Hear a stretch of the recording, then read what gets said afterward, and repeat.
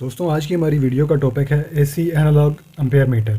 आज हम AC ampere metre के ऊपर जितनी भी अलामात होती हैं उनको डिस्कस करेंगे कि असल में उन अलामात का क्या मतलब होता है, वो मीटर के ऊपर क्यों दी जाती हैं। किसी भी टेक्नीशियन के लिए ये छोटी छोटी चीज़ों को जानना उसके स्किल में महारत का बायस बनता है। तो चलिए दोस्तों वीडियो को बाकायदा शुरू करते हैं। इस वक्त स्क्रीन पर आप देख रहे हैं कि आपके सामने कुछ साइंस शो हो रहे हैं जो कि एनालॉग एम्पेयर मीटर जो होता है उसके डाउन कॉर्नर पर दिए गए होते हैं। अलामात हैं उनका जानना बहुत ज़रूरी होता है, जिसकी वजह से हम किसी भी मीटर की शनाख्त कर सकते हैं और उसकी रेटिंग को मालूम कर सकते हैं।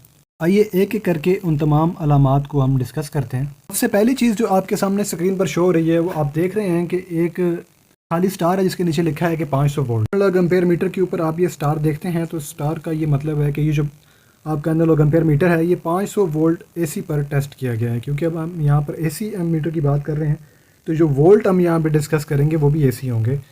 तो ये आपका एम्पेयर मीटर 500 वोल्ट एसी पर टेस्टेड है या टेस्ट किया गया है। नेक्स्ट जो चीज़ आप देख रहे हैं वो इसी तरह का सेम एक स्टार है, लेकिन उसके अंदर एक वर्ड लिखा गया है 2, जिसका मतलब है कि ये जो आपका एम्पेयर मीटर है एसी एम्पेयर मीटर ये 2000 वोल्ट एसी पर टेस्ट किया गया है। आप एक और देखेंगे उसके अंदर 5 लिखा है, तो इसका ये मतलब है कि ये जो आपका एम्पेयर मीटर होगा जिसके अंदर 5 लिखा है ये एसी एम्पेयर मीटर आपका एनालॉग ये 5000 वोल्ट पर टेस्टेड है। तो 2 की जगह 3 भी हो सकता है, 5 की जगह 6 भी हो सकता है, 4 भी हो सकता है। तो कोई भी फिगर अगर इसके अंदर मौजूद हो तो उससे आपने ये अंदाज़ा लगाना है कि अगर इसके अंदर फिगर है तो आपने उससे ये अंदाज़ा लगाना है कि ये हज़ारों की जो रेंज में बात हो रही है, और अगर उसमें कोई फिगर नहीं है तो फिर आपने ये अंदाज़ा लगा लेना है कि ये 500 वोल्ट तक की रेंज की बात हो रही है। अब आते हैं इनके वर्किंग प्रिंसिपल्स की तरफ। तो इस टाइम जो स्क्रीन पर आप देख रहे हैं सामने वो एक मूविंग आयरन टाइप का एक साइन देख रहे हैं। मीटर में 2 तरह के साइंस होते हैं दोस्तों, एक ये मूविंग आयरन होता है और एक मूविंग कॉइल। अगर जिस मीटर में मूविंग कॉइल होगा उस मीटर में मूविंग आयरन नहीं होगा, जिस मीटर में मूविंग आयरन होगा उसमें मूविंग कॉइल नहीं होगा।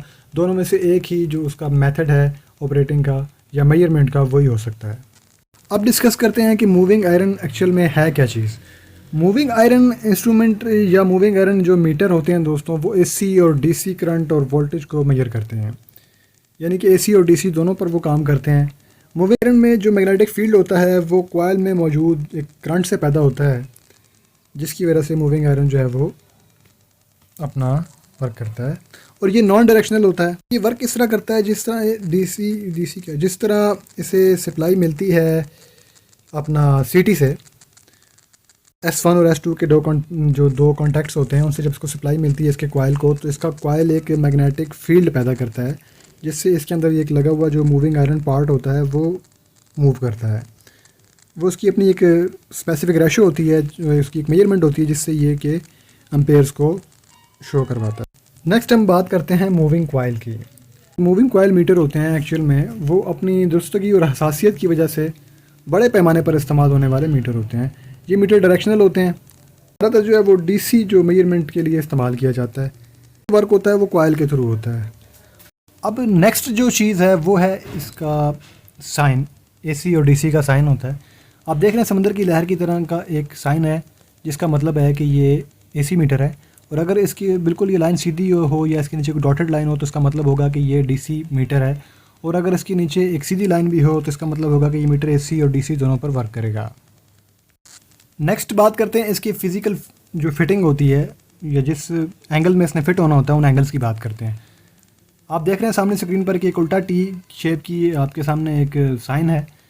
इसका मतलब है कि आपने इस जो आपका एसी एनालॉग एम्पेयर मीटर है जिस पर अगर इस तरह की अलामत है तो आपने इसको वर्टिकल पोजीशन में यानी कि इसको आपने सीधा इंस्टॉल करना है। अगर आप इसको किसी और डायरेक्शन में इंस्टॉल करते हैं किसी एंगुलर पोजीशन में या इसको आप हॉरिजॉन्टल पोजीशन में इंस्टॉल करेंगे तो ये मीटर आपका सही वर्क नहीं करेगा, आपको सही रीडिंग्स जो है वो शो नहीं करवाएगा। उल्टा यू शेप की आपके सामने एक अलामत है, एक साइन है जो कि हॉरिजॉन्टल पोजीशन को ज़ाहिर कर रहा है कि आपने जो आपके पास अगर किसी मीटर पर ये साइन है तो इसका मतलब है कि आपने उस मीटर को जो है वो हॉरिजॉन्टल पोजीशन में इंस्टॉल करना है।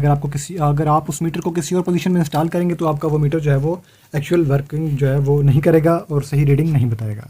नेक्स्ट बात करते हैं टिल्टेड पोजीशन की। जो टिल्टेड पोजीशन आपका मीटर होगा उसको ना आपने हॉरिजॉन्टल लगाना है ना वर्टिकल लगाना है, उसको आपने एंगुलर पोजीशन में इंस्टॉल करना है उसको आपने अमूदी रखना है और उसको आपने इंस्टॉल करना है जो उसके ऊपर एंगल दिया गया होगा। जिस तरह ये यहाँ पर सामने आपके स्क्रीन पर एक 60 डिग्री का एंगल शो हो रहा है।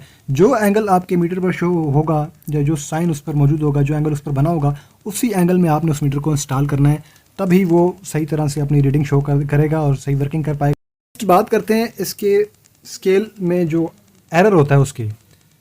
अमूमन ये एरर 1.5 से लेकर 2.5 तक होता है। इससे ज़्यादा अगर किसी मीटर में एरर है तो फिर वो मीटर काबिल इस्तेमाल नहीं है।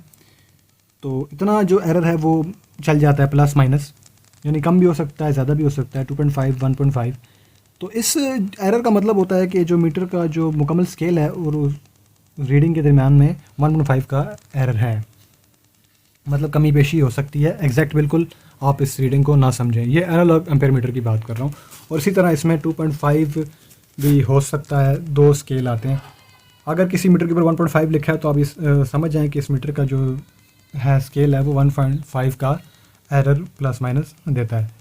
तो जो बेस्ट मीटर है वो तो मैं यही कहूँगा कि 1.5 के एरर वाला मीटर लेना चाहिए। अब नेक्स्ट बात करते हैं इसकी सेकेंडरी वाइंडिंग्स की। 1 और बटा 5 क्या होता है दोस्तों? ये बटा 1 और बटा 5 इसकी सेकेंडरी वाइंडिंग की रेशो होती है कि प्राइमरी वाइंडिंग है, अगर उसमें से 100 एम्पेयर गुजरेंगे तो बटा 1 वाला जो आपका एम्पेयर मीटर है वो आपका 100 एम्पेयर का 1 एम्पेयर नोट करेगा। और का जो बटा 5 वाला एम्पेयर मीटर है, अगर उसमें से 100 एम्पेयर गुजरेंगे तो वो आपका 5 एम्पेयर कंसिडर करेगा। तो बटा 1 और बटा 5 ये मतलब एक लंबा टॉपिक है या कॉन्सेप्ट है कि सीटी रेशो, फिर ट्रांसड्यूसर और मीटर की आपस में जो एक कैलिब्रेशन होती है या जो आपस में एक है, उस पर एक बाकायदा वीडियो बनेगी और उस वीडियो का लिंक आपको डिस्क्रिप्शन में दे देंगे, वो आप लाजमी देख लीजिएगा।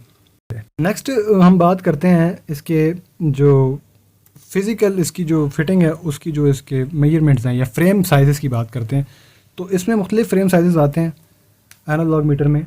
तो जो स्टैंडर्ड साइज़ हैं वो मैं आपको बताता चलूँ कि 48 mm से लेकर 144 mm के दरमियान तक इसके स्टैंडर्ड साइज़ हैं। इससे कम भी होते हैं, इससे ज़्यादा भी होते हैं, लेकिन जो स्टैंडर्ड साइज़ हैं जो इंडस्ट्री में इस्तेमाल होते हैं या जो स्टैंडर्ड है वो 48 mm, फिर 72 mm, फिर 96 mm और 144 mm है।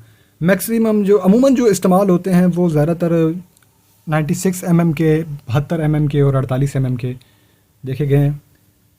तो ये इसका स्टैंडर्ड साइज़ है। दोस्तों अगर वीडियो आपको पसंद आई हो तो वीडियो को लाइक लाजमी कीजिए, चैनल को सब्सक्राइब कीजिए और कमेंट बॉक्स में कमेंट करके हमें ये लाजमी बताइएगा कि ये वीडियो आपको कैसी लगी।